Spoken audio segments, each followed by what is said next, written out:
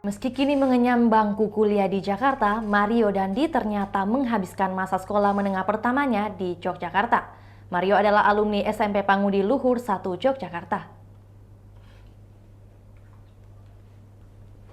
Semasa sekolah dulu, Mario yang kini sudah jadi tersangka kasus penganiayaan anak pengurus GP Ansor dikenal hiperaktif.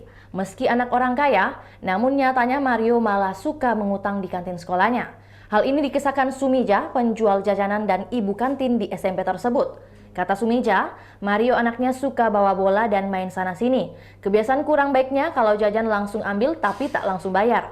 Dilansir dari tribunjogja.com, Sumija bahkan harus mengejar Mario agar mau membayar utang. Lantaran menurut Sumija, Mario kerap berkelit tak memiliki uang jika ditagih. Bayarnya pun lama, ketika ditagih alasannya selalu tidak bawa uang. Sumija menambahkan kala itu, Mario bisa menghabiskan uang sekitar Rp150.000 untuk jajan di kantin.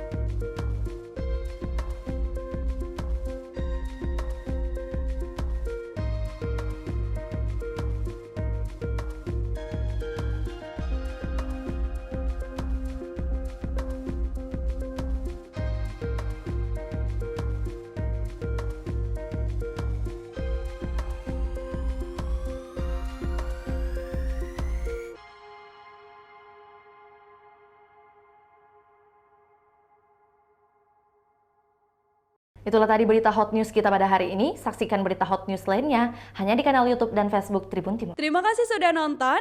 Jangan lupa like, subscribe, dan share ya.